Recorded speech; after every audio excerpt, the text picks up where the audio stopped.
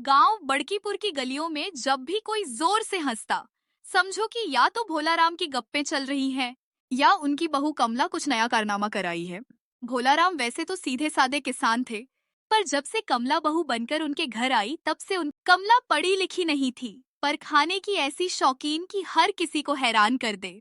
जब पहली बार भोलाराम की पत्नी सावित्री देवी ने कमला से रसोई में काम करने को कहा, तो कमला ने मुस्कुराकर जवाब दिया, माँ जी, खाना बनाना मेरा शौक नहीं, बस खाना खाना ही मेरी कला है। सावित्री देवी समझ गई कि नई बहू है, थोड़े दिन में सीख जाएगी। पर यहाँ तो उल्टा ही हो गया। कमला दिन भर खाने के चक्कर में लगी रहती। सुबह उठते ही कहती, आज नाश्ते में गर्मा गर्म पूड़ी और आलू टमाटर बनाइए, ऊपर से एक लस्सी भी हो जाए। नाश्ता खत्म होते ही लंच की प्लानिंग शुरू हो जाती। फिर शाम को पकौड़ी, रात को आलू पूरी। भोलाराम पहले तो हंसते रहे, नई बहू है, थोड़ा खाने की शौकीन है। लेकिन जब हफ्ते भर में घर की राशन की बोरियां आधी खाली हो गई तो चिंता होने लगी। एक दिन उन्होंने मजाक में पूछ ही लिया, कमला बहू, तुम दिन भर खाती ही रहती हो, कुछ और शौक नहीं?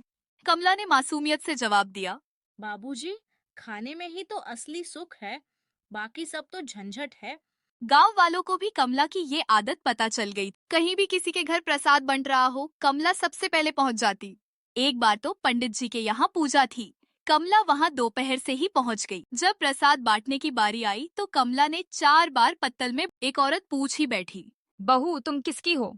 कमला ने मुस्कुराकर कहा, मैं तो भोजन की भक्त हूँ, जहाँ अच्छा खाना मिले वही मेरी आत्मा बसती है। धीरे धीरे कमला का नाम गांव में भुक्कड़ बहू पड़ गया।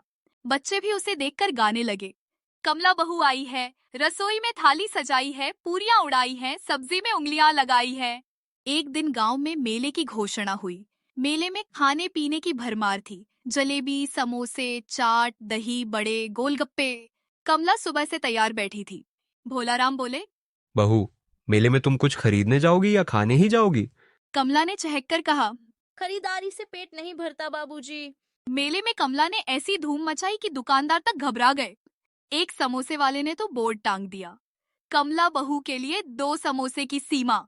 गांव वालों को अब मेला उतना मजेदार नहीं लगता था जितना कमला की हरकतें देखकर आता। गांव में अचानक बाढ़ आ गई, बहुत से घर डूब गए, खाने पीने की किल्लत हो गई। पंचायत ने गांव के बीच में एक बड़ा हॉल राहत केंद्र बना दिया, पर वहां रसोई कौन संभाले, सबके मुंह लटक गए। तभी कमला आगे आई, मुझे खाना खिलाना अच्छा लगता है, मैं रसोई संभालूंगी। 3 दिन तक कमला ने बिना थके सबके लिए खाना बनाया। न स्वाद में कमी, न मेहनत में। खुद भूखी रही पर दूसरों को भरपेट खिलाया। गांव वालों की आंखें खुल गईं। ये भुक्कड़ बहू नहीं, असली अन्नपूर्णा है।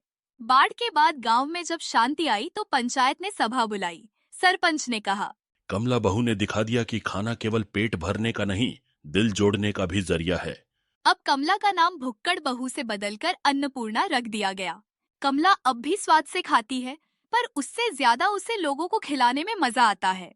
हर त्योहार पर वो गांव में भंडारा करवाती है, और जब बच्चे गाना गाते हैं, कमला बहू आई है, खुशियों की थाली सजाई है, तो सब मुस्कुराकर कहते हैं, अरे हमारी बहू तो सबकी पेट पूजा की देवी है। समाप्त।